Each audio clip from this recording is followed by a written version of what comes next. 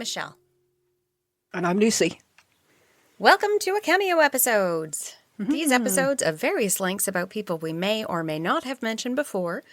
Not sure. I think we might have done. I recognize the name, but I don't know if that's from my reading or because we have mentioned him. They will be slotted in between other episodes and may or may not fill in gaps and enhance our understanding of the age. And today... Trithemius. Trithemius. That's a fun name to say. It's not bad. Yeah. It's not as bad as Nan Fan, but... No, Nan Fan. Nan Fan. Trithemius. And you're going to love this. You're absolutely going to love it. Magic, ciphers, codes, conversing with angels, potions. The whole lot. Look upon it as getting into training for John Dee. Okay. He's quite a mystery. At least he was to me. If you read about him anywhere, it will say that aside from being an abbot and a monastic reformer, he was a magician. Okay. And yet, if you read the printed version of the conversation he had with Emperor Maximilian, bless him, he says, quote, "All magicians, necromancers and diviners were the sons and disciples of the devil," unquote. Oh, hello. He's not including himself in that. Yeah.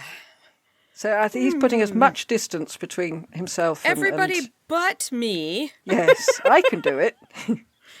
And this included learned magic, because we've seen how the poorer classes might be classed as witches and condemned, and yet the more scholarly ones were somehow acceptable, and even employed by monarchs and the Duke of Buckingham. Yeah, unless you're Jaquetta.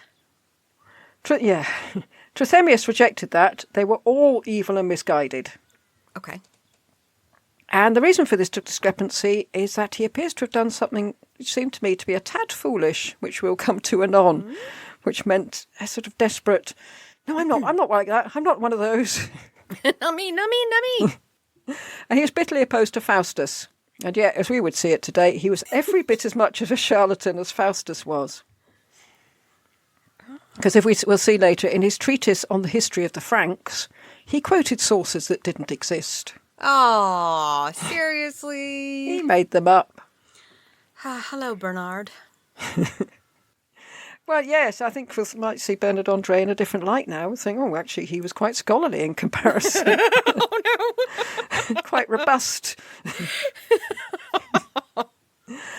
Well, they didn't have peer review in those days.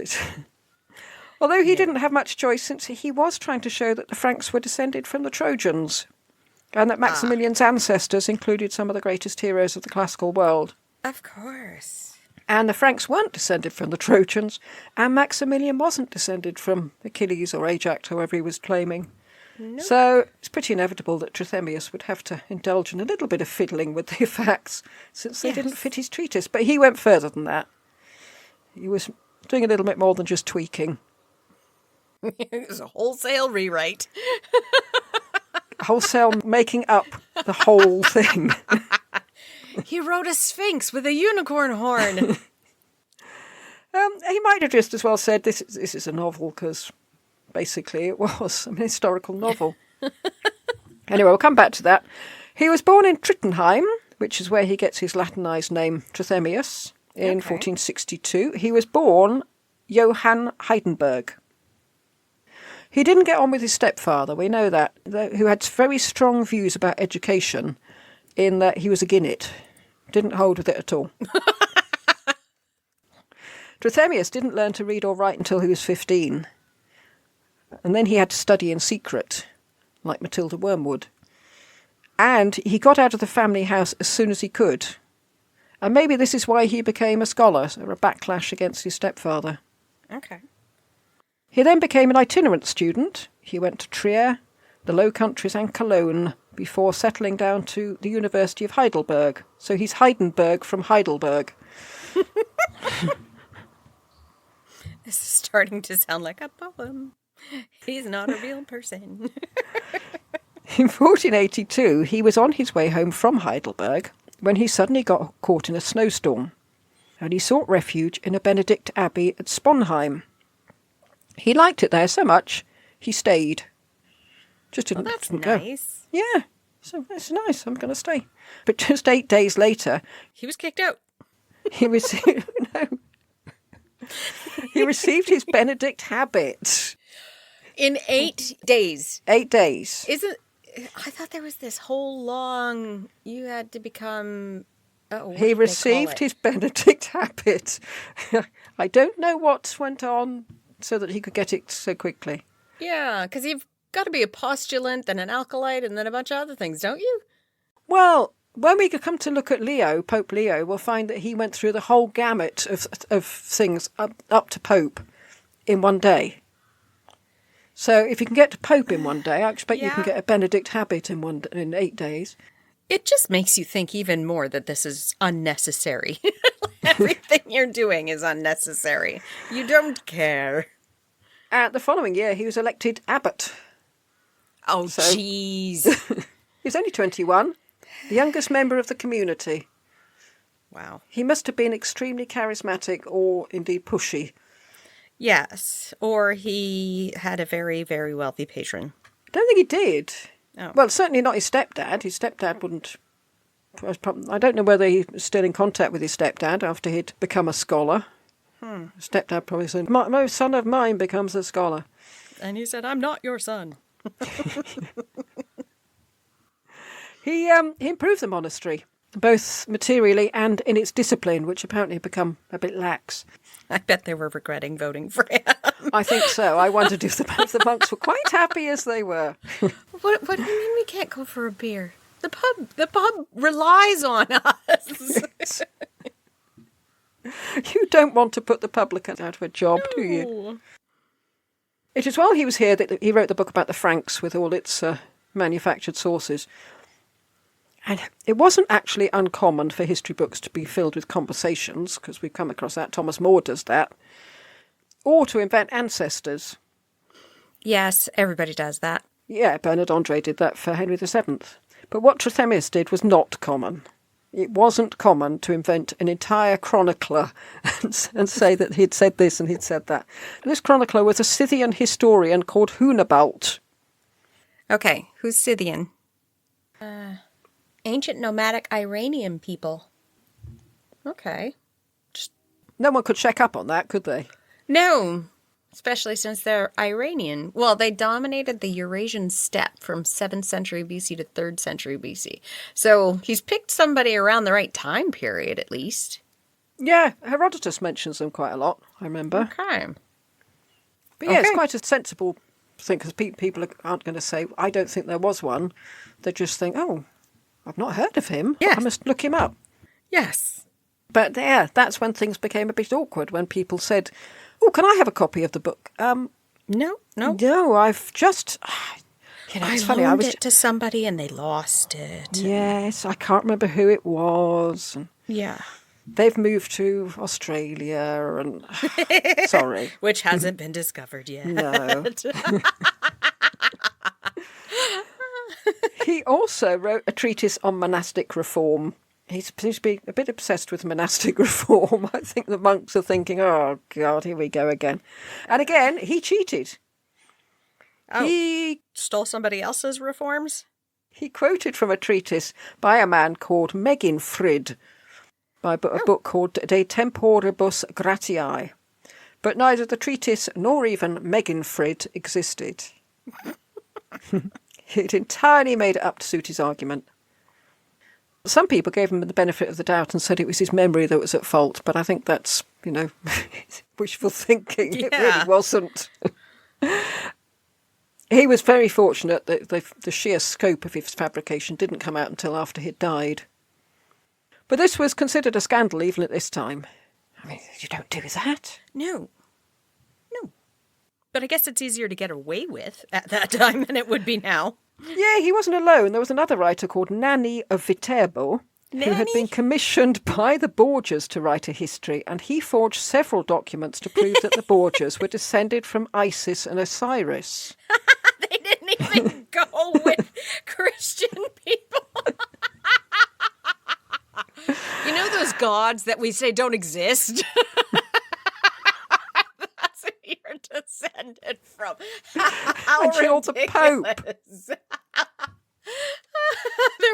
There is no other god but me.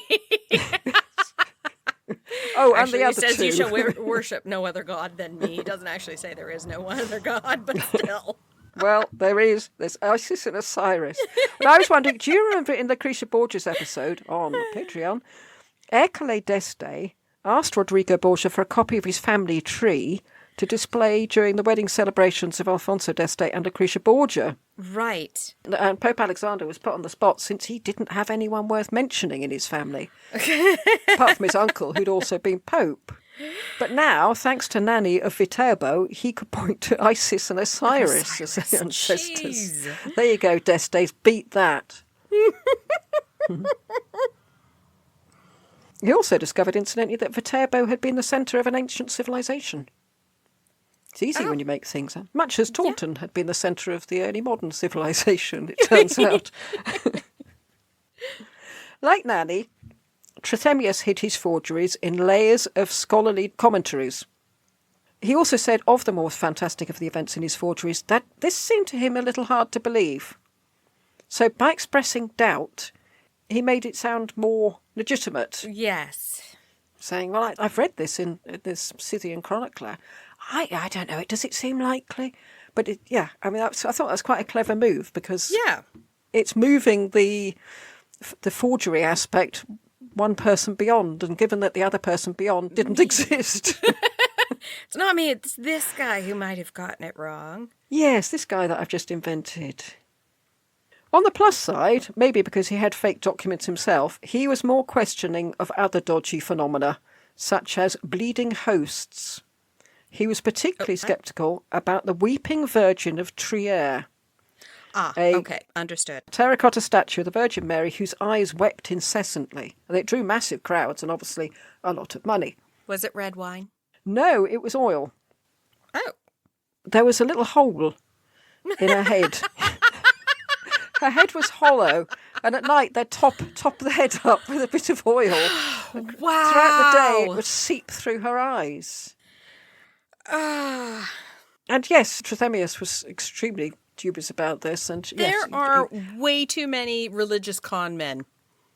But it turns out you need another con man to spot the con man. Yeah. The little blip in his morality of blatant forgery can't take away from the good things he did. Sponheim had been a run-down little monastery. Nothing to write home about. But Trithemius was determined to change all that, and he created a great library there with 2,000 texts in it. Where'd he get the money? I don't know.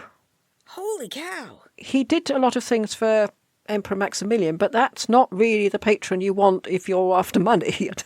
No kidding. Yes, you'd go to him and say, I just wanted to talk to you about money.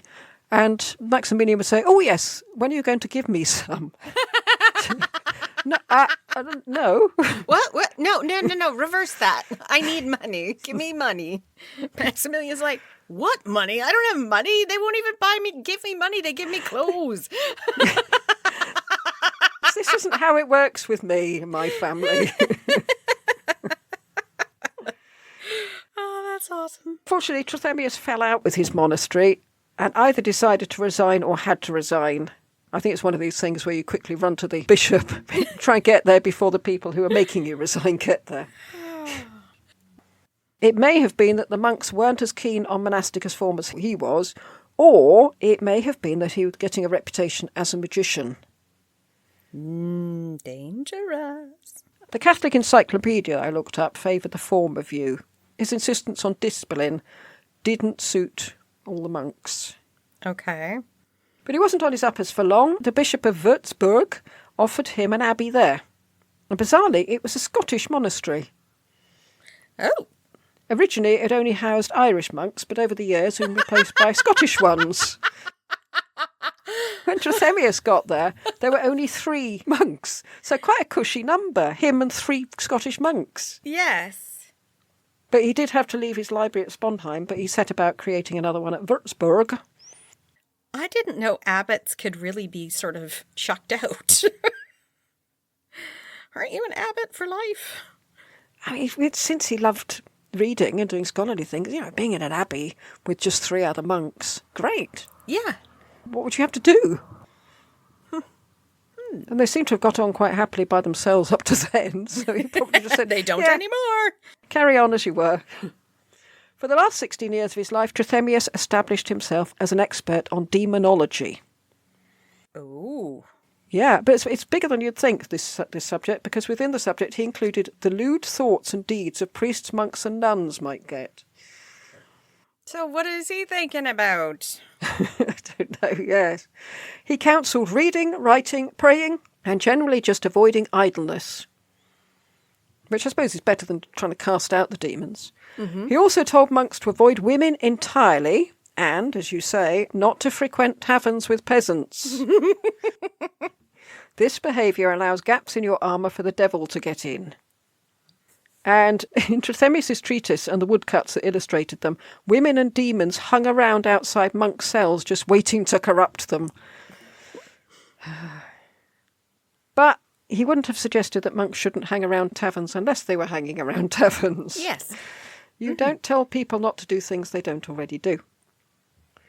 But women were at risk too, he said. He advised abbesses not to allow her nuns to see anyone, since a brother or father, when left alone with the nun, may not turn out to be a brother or father after all.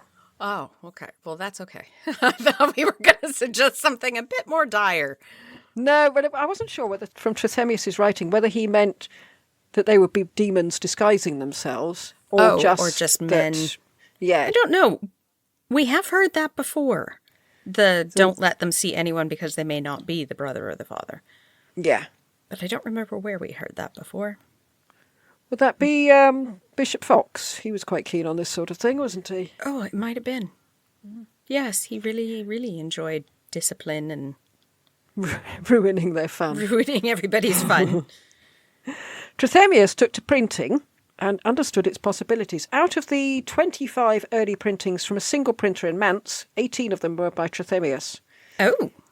And his subjects were monastic reform, of course, scholarly works, and magic. That makes no sense. He's not. I don't think he's advocating it. He's just explaining what to look out for. It. Yes. Which is much the same thing, really, yes. Isn't it? Yeah, it really is. And this was a time when, as Erasmus said, a good printed book could make a writer's name immortal. And Trithemius' printed works meant that he became the go-to man for information about magic for many of the crowned heads of Europe. Maximilian summoned him to the castle where he was staying and bombarded him with questions about demons, angels, and magic in general. In fact, Maximilian wanted to bring him to his court and make him his tame historiographer with a lifelong pension, but he refused. Maybe he wanted a quiet life where he could write what he liked. Or he knew that Maximilian had no money. Yeah, and his court was peripatetic, so he'd be on the move all the time. Yeah, that doesn't appeal to me. No, he might have feared he'd get no time for anything or any peace. We'll look at a few of Trithemius' works. Polygraphia. Trithemius dedicated the Polygraphia in 1508 to Maximilian, who wrote in Maximilian's autobiography, that he saw magic as one of his many interests. We came across his autobiography in his own episode when he called himself the White King all the time. Yes, but that's such a strange thing to outwardly say if it's such a slippery slope. Don't put it in writing. I suppose you're saying, I'm interested in it. I'm not going to do it, but I'm just interested.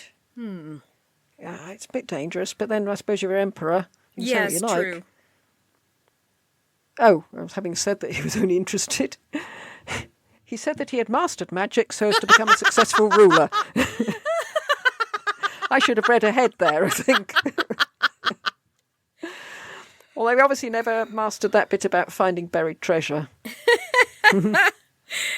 Although Fugger brought cartloads of gold when he needed money, and maybe that was his magic on Fugger. Yeah. Yep.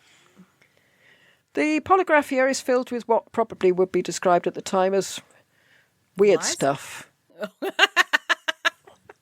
Quote, renowned Caesar, that's Maximilian. It is the opinion of very many of the ancients that this inferior world, by ordination of the first intellect, which is God, is directed and ordered by secondary intelligences, to which opinion the mediator gives consent, saying that from the original or first beginning of heaven and earth there were 7 spirits appointed as presidents to the 7 planets, of which number every one of those rules the world for 354 years and 4 months in order, unquote. Now, where did that number come from? I've no idea. No. Samael had the presidency at the time that Trithemius was writing. And he was the angel of Mars. Mars, thank you. He had had a previous presidency during the Battle of Troy. And now his presidency might explain all the trouble in Italy. If you want to sort of shoehorn everything in to fit what you've just written down. Yes.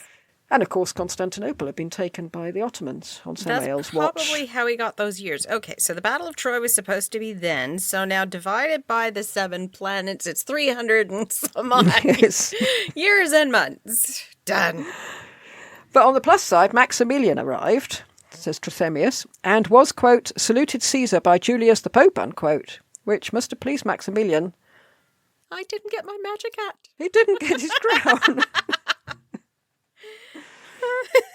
But what Trithemius was saying was, don't worry, we're living under an angel of war, but we've got Maximilian to sort it out. I wonder if Maximilian would be offended by us. Yes, I think he really would. Yeah, I don't think, well, I don't know if, just trying to think if we've offended anyone more than we've offended Maximilian.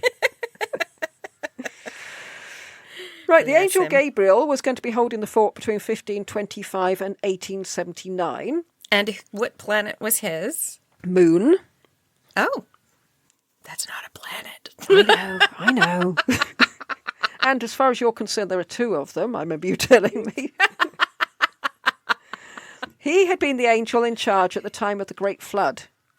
So, that the moon, tides, the Great Flood. It all fits, if you don't think about it too much. Mm-hmm. Then Michael would take over until 2233, so Michael's our blokey. He's the angel of the sun, and during his time, petty princes will be worshipped as gods, which, in our celebrity-obsessed culture, is sort of bang on the nail, I think.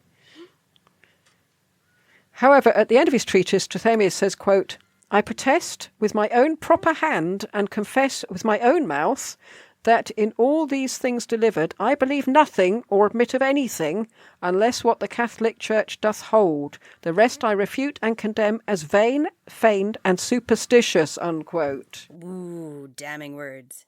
Trithemius covering his back there. Yeah, so I don't want to be burned at the stake. No, but it makes you wonder, why write the thing in the first place if at the end you're going to say, I don't believe a word of it. I don't believe this. No, please, no. I've just spent hours of my life reading this thing and now you've told me not to bother. It wasn't that he didn't believe that angels had a lot of input into affairs. He was just making sure, he had his get out clause should the church come knocking. The angel magic that Trithemius performed belonged to one of the most popular forms of medieval magic, the ars notoria. And by undergoing a regime of prayer and self-abnegation, and by contemplating diagrams full of complex shapes and curious names, they could put themselves in a position to see the heavenly mansions, as well as to master, by direct angelic revelation, the arts of grammar, rhetoric, and the rest. And this seems quite strange to modern ears. You ask the angels to help you with your grammar. Yes. Please help me. But, is it an or a? Yeah, is it I before E, except before, or is E before? Yeah. Oh, wait. We're in Germany. Is it feminine, masculine, or neuter? Which one? And do you always put the verb at the end? Yeah. Anyway, he believed that, quote, certain men, if they led an austere and contemplative life, could perform miracles. Which the church would not be happy, because that's one of the qualifications for becoming a saint. Yes.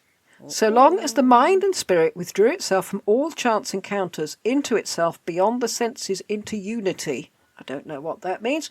So long as the good spirit aided them. No human could attain knowledge except through the senses or through the help of a supernatural being, unquote. Okay. So what's he getting at here? And why doesn't he specify an angel? Yes. There's angels and demons, according to you. Oh, and don't forget Pixie. Osiris. Yes. He lived at a time when people would have called to the angels for help in times of difficulty. Right. And some people still do, obviously. Trithemius gave precise instructions for making miracles happen. And I felt he must surely have been overstepping the mark here. You could ask the angels for a miracle, but I'm not sure you could help the miracle along, as he's suggesting. I mean, surely it was up to the angels whether they granted you the miracle or not. I don't know. God helps those who help themselves. Isn't that a saying? It's a saying now. I don't know if it's a saying back then. Well, John Dee filled his copies of Trithemius's books with marginalia. Battle of the Scholars. And you can see a sort of desperation to make these miracles work. when life was getting really quite tricky for him, I think these marginalia. I need a miracle. How do you do this? Actually, if you look at his book, he's a doodler as well. They're quite nice, these little doodles. Oh, cool. But that's for another time, in many years to come. Even better than angels, and I think he's digging the hole deeper here, you could even get the crucified Christ to sort out your problems. In his little book that he wrote for Maximilian, Trithemius told how one could get knowledge from the crucified Christ through an intermediary. Why does he keep referring to him as the crucified Christ? There's not two Christ. One was crucified and one wasn't. Well, it's specifically in the act of being crucified. Because, quote, you must begin by having the proper symbolic object created by a skillful artisan. Don't try and knock it up yourself. Get someone to do it properly. Yeah, we need a crucifix. Then have a sculptor make with his hands... Not with his feet. I'm not sure what else he could use, an image of our Lord on the cross with his arms outstretched in the manner of one hanging. It should be made on a Saturday of yew, oak or olive, which no one has used for anything else before, and has not been thrown in a dirty or disgusting place. And the more beautiful the image of the crucified one, and the more closely it resembled one suffering, the more efficacious it will be for the operations. Then you must make a box of red leather, large enough to hold the cross, wrapped in a transparent cloth. And here you should store the cloth whenever you're not using it. Every Saturday for a year, you should say a mass with the assistance of a faithful priest, presenting this image as a crucifix and thus consecrating it. That is a very long time for a miracle. It is. And I got the feeling that by the time you've done that, surely the problem you had there at the beginning has solved itself. And you've probably forgotten what it was, and you'll carry on doing this thing, thinking, oh, God, I wish I knew why I was doing this.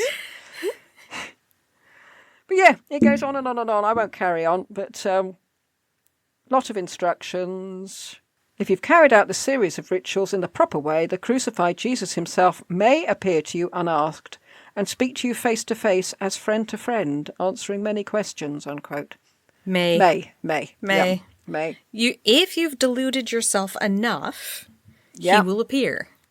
Did you do it every Saturday? Are you sure you did it every Saturday? I don't think you did it every Saturday. Did you do it enough times? Yep. Did you wrap the box in the cloth, or did you put the cloth in the box? These things are important. You weren't clear.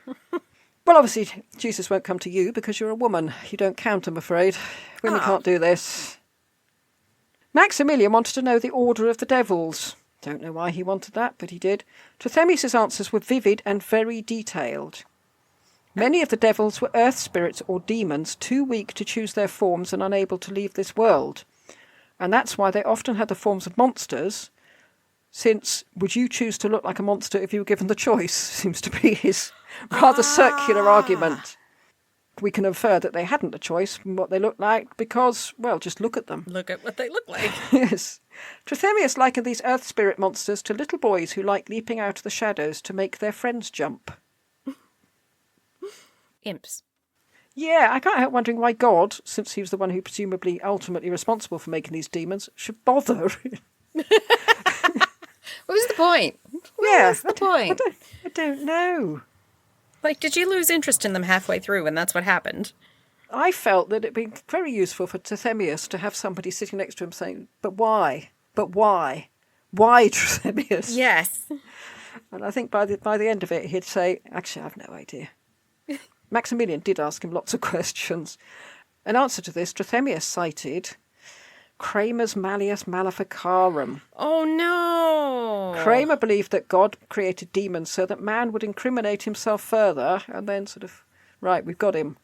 Is God like that? That seems very yeah, unnecessary. Evil. Yeah. It just seems another example of medieval people scaring themselves unnecessarily. Yes.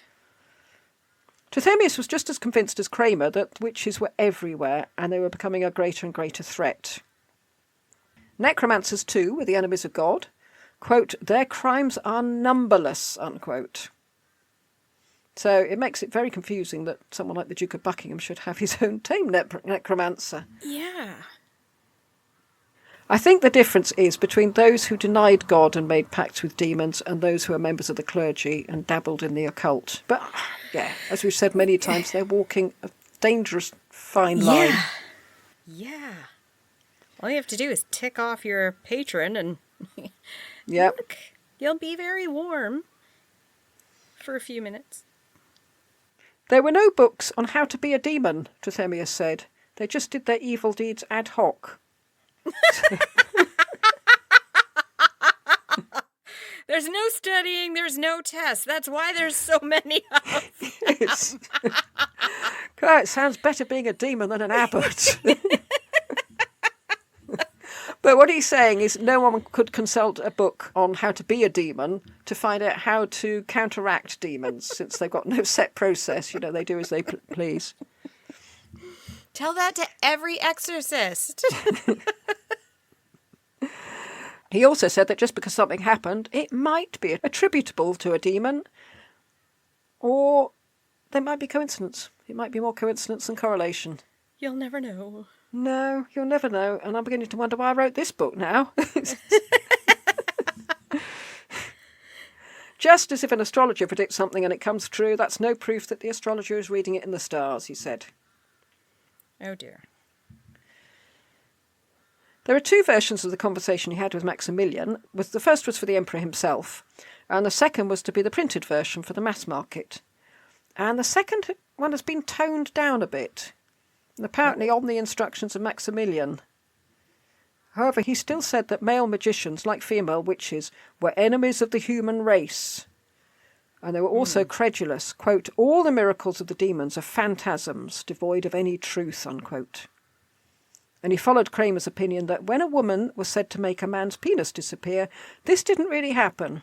This seemed to obsess many people at this time. What the witch did was to manipulate the man's mind into thinking his penis had disappeared. If he asked a third party, they'd have said, you know, of course it's still there. Now put it away. It is strange to think of two grown men, one an emperor, one an abbot, sitting in a room discussing whether a man's penis disappears or not. Yeah. In the company of a witch. Yeah. I often think strange things happen in rooms. And which man is going to admit that this has happened to him? Well, apparently quite a few did, and that's why it became a thing. That this is what witches could do. I got better. Yes. Right, next book, The Ever-Burning Lights. And it's an interesting story, and since I bought the book, I intend to conclude it to justify the expense. Okay. We hear the story being told to the narrator by a student of Trithemius. And in a book, Trithemius was dead and the student was very old. He told that Trithemius had given Maximilian an ever-burning light. The emperor kept it burning in his room and was very impressed by it. I mean, we would be. Yes. He then went away for several years, and when he came back, the light was still burning. In fact, it's burning to this day. Not this day, the day that the man was telling the story. Okay. Maximilian paid 6,000 crowns for it. What he doesn't know is part of that 6,000 crowns was a fee to some little boy to go in and fill up the oil.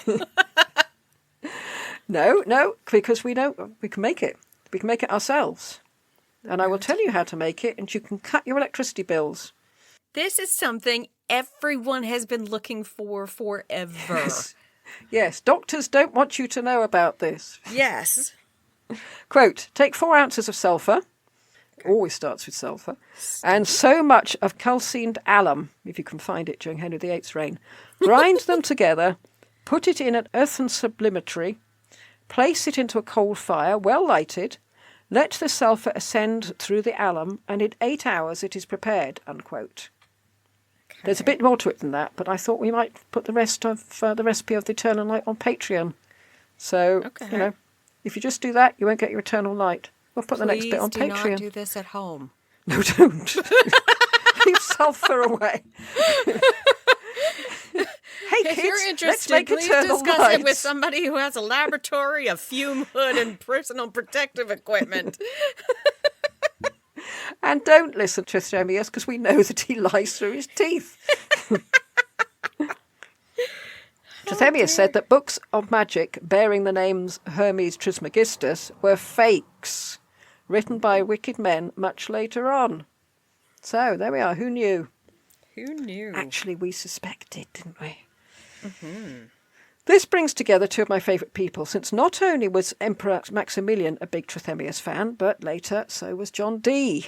And Dee was quite comforted by Trithemius's descriptions of demons as boys jumping out to frighten their friends.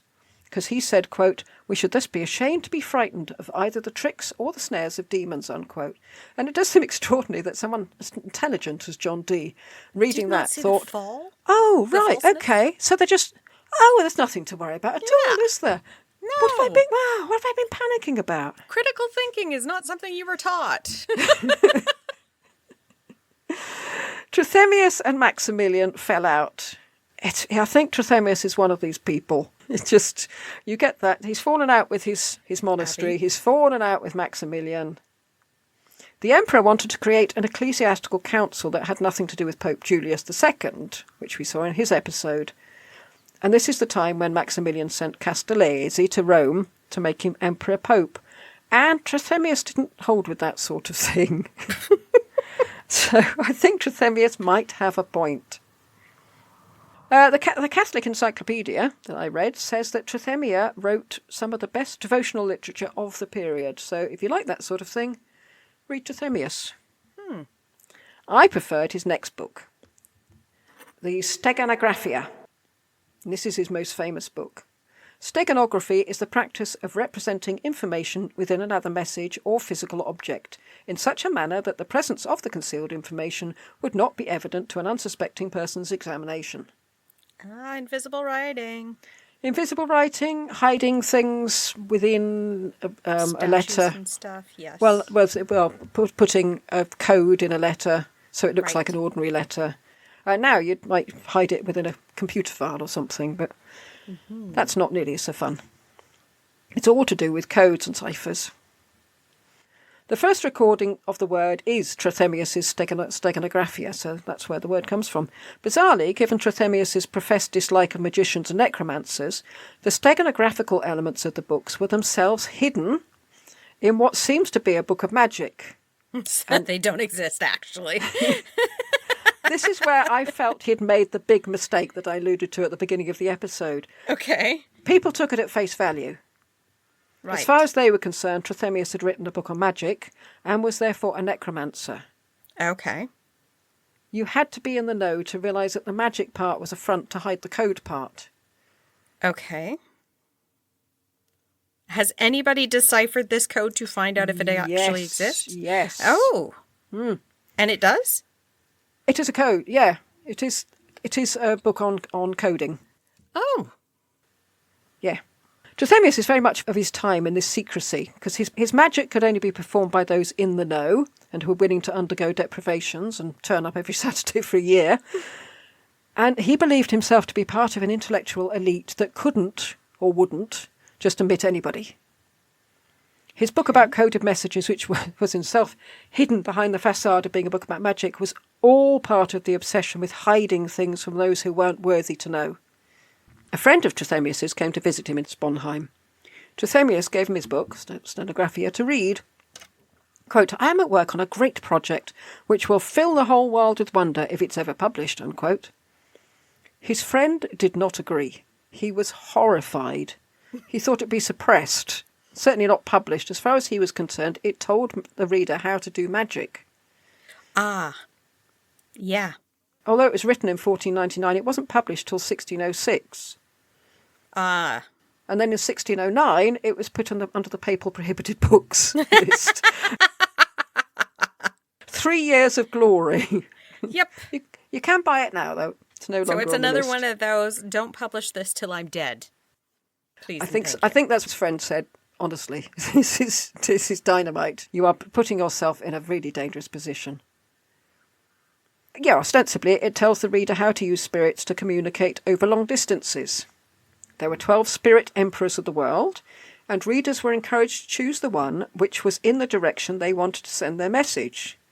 The spirit emperor would send the familiar spirit, which would reappear where you wanted to send your message, like a cloud hanging in the air, and the spirit would then repeat the message. Trithemius wrote, quote, "These spirits are very wicked and evil. They hate light. They love shadows. You need a strong formula to make them do your will. If you hesitate slightly, being fearful in conjuring them to do your will, or make a small mistake in the formula you use to conjure them by leaving out a word or getting them out of order, they will kill you at once." Unquote. So nobody's actually going to try it. So it's never going to be proved. I thought this was his disclaimer, yes. But it's interesting. It's like it's quite a good way of talking long distance, like a mobile phone, effectively, except you have a spirit going from one place to another, rather than what seems even more unlikely, that a message bounces up against a satellite and comes back to Earth. But it won't bite your head off. No. Each of the group of spirits covered different aspects of magic. One was to do with the love of women, which you shouldn't do, obviously. Yes. One could impart the secrets of philosophy and magic, and one could help with finding buried treasure. And that was later to be a capital offence, so you had to be very careful. Ooh. Each of these spirits had names which later Dee would use in his own writings. Dee saw the book as being filled with profound secrets. I think he must have known about the cryptography, since we have the key written by Dee, which he is said to have used to write to Queen Elizabeth. So he wrote to Queen Elizabeth using codes in this stenographia. Okay. But he must have assumed that the magic aspect which hid the real meaning also had relevance. Mind you, he was primed to believe this because he was desperate for these sort of things to be true. Okay. If you know that it's a book about cryptography, you can see that the spirits are metaphor for the ciphers. Ah. You have a message in one form, you translate it into a cipher or into a spirit, it flies to the recipient via the messenger or through the air, and then the recipient has it translated using the key or by being told the message by the spirit. Right. So once you've got the hang of that metaphor, it all seems quite obvious. And it all sounds quite convoluted to us, but they revelled in this sort of thing, didn't they? Yes, they did. In 1606, the decryption key was published so people could read it for what it was. And I wondered if either the papacy didn't know about the code and so thought it was a magic book and so banned it, or they knew it was in code but were afraid that others might not and actually think it was a magic book. Which, of course, they would have. Yeah. And it does seem an odd thing to do, to hide the way to write codes within a way to raise spirits. Mm-hmm. Why didn't he use something more innocuous? Like I don't know. That's what I was just wondering. Agricultural manual or something like that. Why pick something that could get you burnt at the stake? Yes. I wondered if he just got so engrossed in the ciphers and the metaphors and he just fitting it all together. He just forgot what he was doing. He lost track of the danger. I don't know. It was in 3 volumes, and it was only recently that it was realised that the 3rd volume was also about codes, when it was deciphered by Thomas Ernst in 1993. Really? Before, it was thought to be 2 cryptographic texts and 1 magical one. Oh. But, no, all cryptographical. That's got to be a good cryptogram if it took... Yes. That long, wow. I don't know how many people were trying to do it, but... Well, then the question is who was he writing these for if nobody could read it? What were you doing? Maybe you could buy the key. Separately. You could buy the book for 3 Key not groats and buy the included. key for 10 groats. Yes. To make matters worse, Trithemius himself claimed that he'd carried out supernatural deeds. This friend said that Trithemius had told him that he had taught a man who couldn't read or write in any language to read and write Latin in just 1 hour. That would be awesome. Why did I not know this? Doesn't claim that. But then he apparently undid the spell and the man was illiterate again. So unable to demonstrate his newfound brilliance. As you say, I got better. How could Trithemius have achieved this without the help of spirits? People who knew his history wondered if that's how Trithemius himself had taught himself Latin and music after being banned to do so by his stepfather. Oh. Did he just learn in an hour via the demons? I need those demons, please. Yes. Yeah, I spent years going to evening classes to learn Russian. I can't remember any of it. Trithemius wrote, quote, "I possess nothing supernatural except the Christian faith, which grace, not nature, gave me," unquote. Honest. Honest, please. Please don't burn me. This friend circulated all these accusations in a letter, and when Trithemius found out, he was livid and did his best to refute these indictments. Well, yeah, you could have me killed. Are you stupid? You're not a friend. It seems to me he only had himself to blame, really. It was his choice to hide the codes in a book of magic. He can't get upset if people take it at face value. And it must have really niggled this letter that his friend had written, because right at the end of his life, another friend was saying to him, "Look, just let it go. Forget it. Leave it be." He was obviously thinking, and another thing. You know what he said?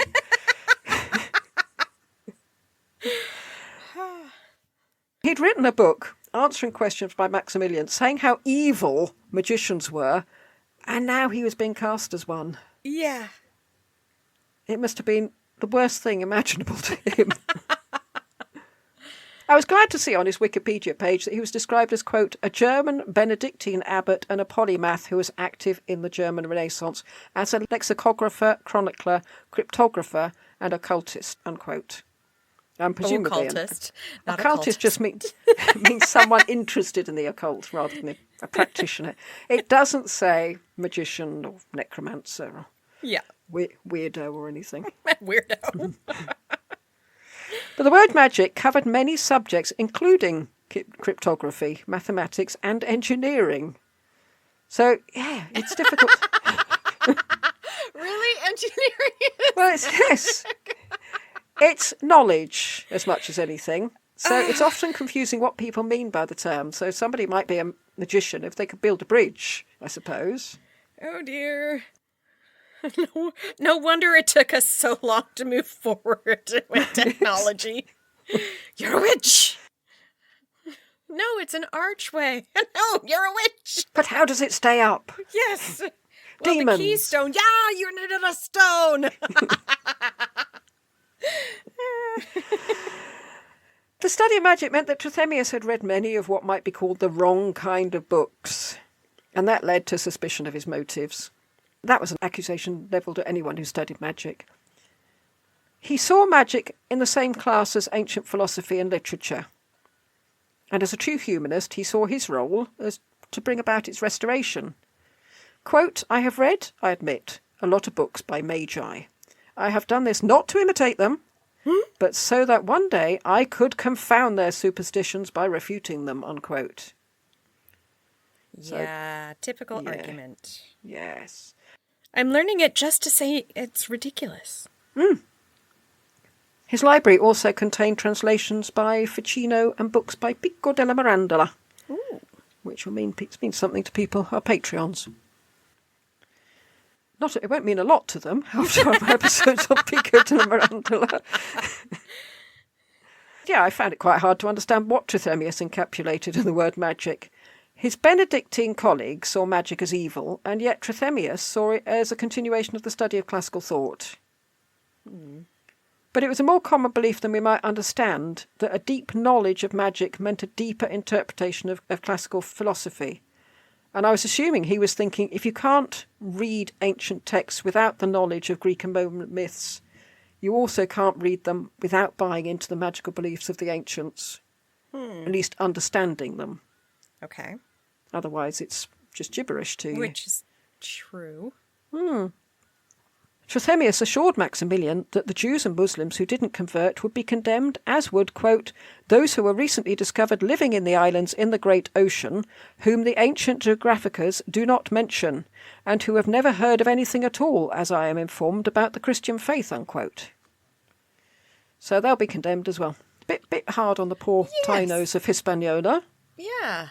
Despite this, Trithemius collected Hebrew books and learnt Hebrew, presumably in an hour. As we saw in Pico's episode, those who used Hebrew text as a manner of cryptography felt they were deciphering the words of God. In other words, God was the first cryptographer. And I think that's the most important thing, really, that's what all these people are after, understanding the word of God. Right. So something as seemingly worldly as making up codes actually had a spiritual aspect. But then, what didn't at that time? Yes. He offered advice on astrological aspects, such as health, to those who weren't well versed in the subject as he was. So, is astrology okay? It seems to go back and forth. Magi is the term for wise men, and yet it also came to mean someone who studied the dark arts.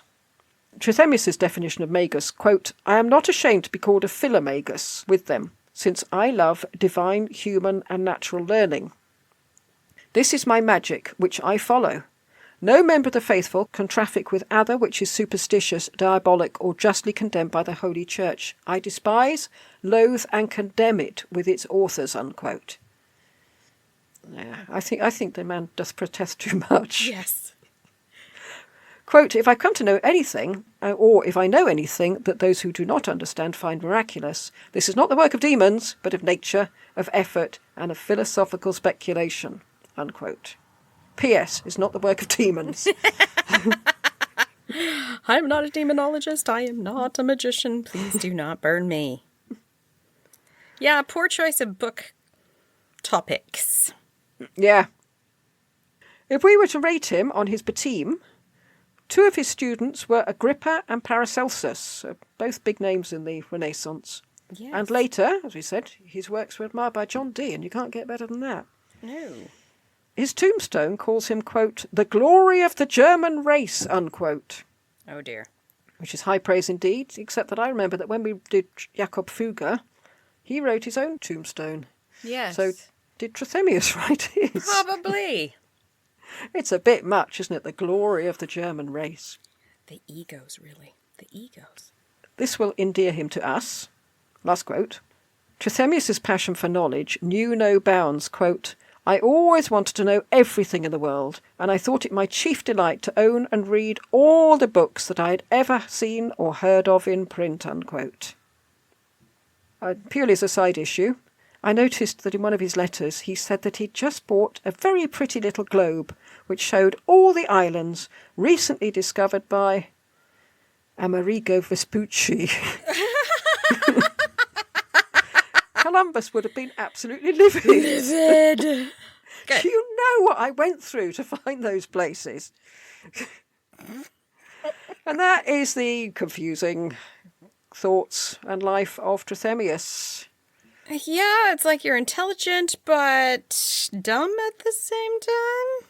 I think when you realise that it's all to do with deciphering the code of the words of God, I think it sort of makes a lot more sense as to why they're doing it. Yes.